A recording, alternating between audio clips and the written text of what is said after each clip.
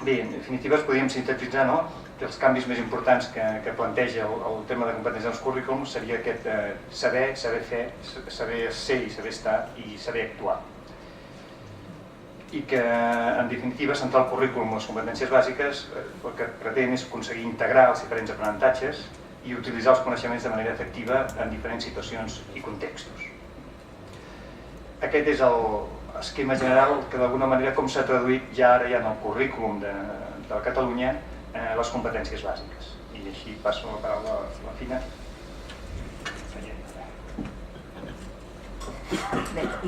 doncs continuem ara, ja hem parlat de les PISA, de les LOE, doncs ara tal com estan en el currículum de Catalunya. Bé, com deia,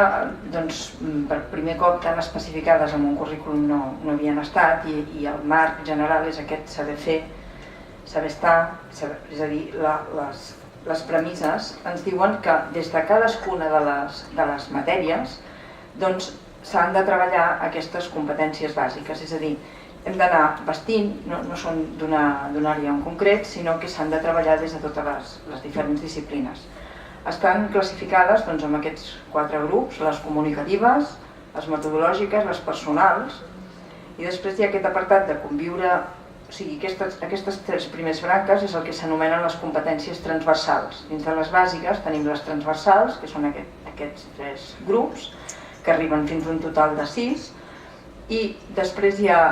les que s'anomenen específiques, que són les específiques de conviure i habitar el món,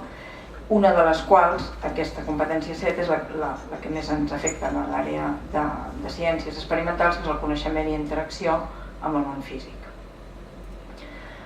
De fet, aquestes diapositives són el mateix que en l'esquema aquell, però no sabia si es veuria prou bé la lletra, és a dir, hi tenim les transversals, amb aquests blocs de comunicatives que desglosen la comunicativa lingüística, l'artística i cultural, les metodològiques, amb aquest bloc de 3, el tractament de la informació i competència digital, que ha estat, de fet, una de les novetats i que cada cop s'estan incorporant més, per tant, tota la presència de competència digital és un element molt important. La competència matemàtica, la competència d'aprendre a aprendre. Les personals, teníem aquesta competència d'autonomia i d'iniciativa personal, i després aquest bloc que us he dit d'específiques, de la competència amb el coneixement i la interacció amb el món físic i la social i ciutadana. A continuació, algunes d'aquestes, és a dir, hem de treballar des de cadascuna de les àrees per anar aconseguint que els alumnes desenvolupin totes aquestes competències bàsiques. Algunes d'elles, que tots probablement sabeu molt bé què són, però algunes les he volgut desglossar perquè quan després us expliqui com intentem treballar això i elaborar alguns materials d'aula, doncs estan molt basats i fan potser especial èmfasi en aquestes competències que veiem aquí. Les comunicatives, aquest saber comunicar, que evidentment és fonamental per comprendre els aprenentatges, per la comprensió, i és bàsica per la construcció del coneixement. I vol dir que han de saber expressar fets, conceptes, emocions, l'argumentació, per la qual també ha fet ja especial èmfasi l'Aureli, utilitzar els diferents llenguatges i les tecnologies de la informació i comunicació. Dins d'aquestes hi ha aquesta específica de tractament de la informació i competència digital, que reflecteix una mica el que hem anomenat el pas del que dèiem TIC, les tecnologies de la informació i la comunicació, el que ara diem TAC, que són les tecnologies de l'aprenentatge i el coneixement, és a dir, utilitzar totes aquestes, fer servir la competència digital. És evident que és necessària per cercar i transmetre informació, però no hi ha prou amb utilitzar-les d'una manera més o menys mecànica o d'aquesta forma, sinó que han de servir per transformar aquesta informació en coneixement. I llavors vol dir que aquesta informació s'ha d'organitzar, relacionar, analitzar, sintetitzar. Per exemple, s'han de treballar, no sé, per exemple, mapes conceptuals o esquemes o maneres de poder treballar tot aquest raonament que passa el que és purament informació al coneixement. Evidentment, la competència de comunicar, comunicar la informació, per exemple, amb la ponència d'abans, l'Àgueda ens deia, els alumnes surten, presenten, és a dir, és molt important no només construir, i en la part de construir coneixement, el parlar-ho amb els altres i el comunicar-ho és un pas molt decisiu i clau, i aquest ús reflexiu i competent, evidentment, de les tecnologies de la informació i la comunicació. Una altra competència amb la que també posem especial èmfasi és aquest aprendre a aprendre, que sabem que és molt important. A més, avui en dia, de fet, aprenem tota la vida, ens estem formant aquí, és a dir, no acaba la formació quan acaba una etapa d'ensenyament, sinó que s'han de disposar d'habilitats per anar conduint el propi aprenentatge i continuar aprenent. Per tant, l'adquisició de la consciència de les pròpies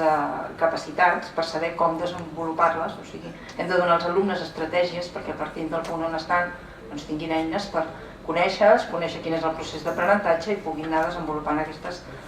capacitats per gestionar i controlar els processos d'aprenentatge. En tot això seria ús de bases d'orientació, tècniques d'estudi, és a dir, hem de reforçar en totes les activitats el que siguin pautes per conduir. Per exemple, no podem dir que han de saber argumentar, doncs hi ha d'haver alguna pauta, d'alguna manera necessitem introduir totes aquestes eines que anomenem per fomentar aquest aprenentatge. I ara ens centrem en l'específica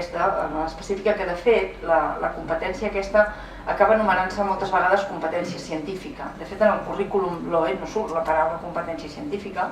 però tots els aspectes més relacionats amb aquesta competència de coneixement i interacció del món físic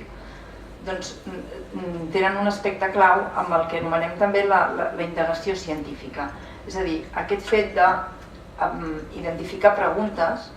de plantejar les preguntes, d'identificar-les i de poder buscar, fer prediccions i poder buscar la resposta en aquestes preguntes. O sigui, tot el procés de la indagació científica, que ara aquí potser no comentaré tant, però que quan parli una mica de les del batxillerat és una de les competències clau que per primer cop està també reflectida en els currículums, que així com a l'ESO potser aquesta idea ja hi era en els currículums anteriors, en el batxillerat realment ha representat un canvi. No llegirem tot això perquè ja deveu estar en aquests moments. Hi ha moltes... És una mica... Partim, hem volgut també fer aquesta reflexió conjunta perquè hem de partir dels elements, de tots els diferents noms de competències, però alhora el que ens interessa també és que és un concepte, una cosa molt més holística i potser més que parlar de moltes competències el que podem fer és parlar d'una més general amb diferents components o aspectes, però que d'alguna manera aquesta competència científica la podríem desglossar amb el que teniu vist aquí, i que incorpora aspectes més d'apropiar-se de models teòrics, més d'acord amb el que abans potser consideraven que era la ciència, però també amb els aspectes més de naturalesa de la ciència, de pensar ciència i de fer ciència. I ara deixem l'ESO, que és amb el que després em tornaré a centrar quan parli de les activitats, però al batxillerat la introducció de les competències en el currículum també ha estat ara per primer cop en els currículums que tenim des de l'any passat, ara hi ha un any i pico, doncs és el primer cop que està tan clarament especificat. Com podeu veure, els noms no són exactament els mateixos, però incideixen en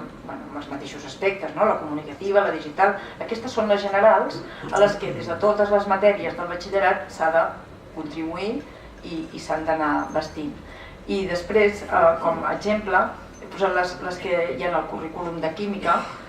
que són 3 les específiques d'aquesta matèria i que un cop més posen èmfasi en aquesta indagació i experimentació en el camp de la química,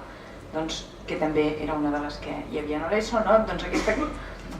Probablement al batxillerat hi ha més tendència a passar directament a les explicacions i oblidar aquesta part indagativa d'experimentació, de disseny d'experiments, de formular hipòtesis i d'argumentar els resultats i les conclusions. I a part d'aquesta indagativa, les altres dues que tenim més així desglossades a la química del batxillerat són la comprensió de la naturalesa de la ciència, que implica això, distinció del que és ciència i del que no és, i fer ús també dels mètodes empírics i arguments lògics per contrastar hipòtesis, validar models, etc. I la comprensió aquesta de capacitat d'actuar sobre el món fisicoquímic. Que em sembla que val més que no continuï llegint, perquè ja començo a veure'ls amb càrrega de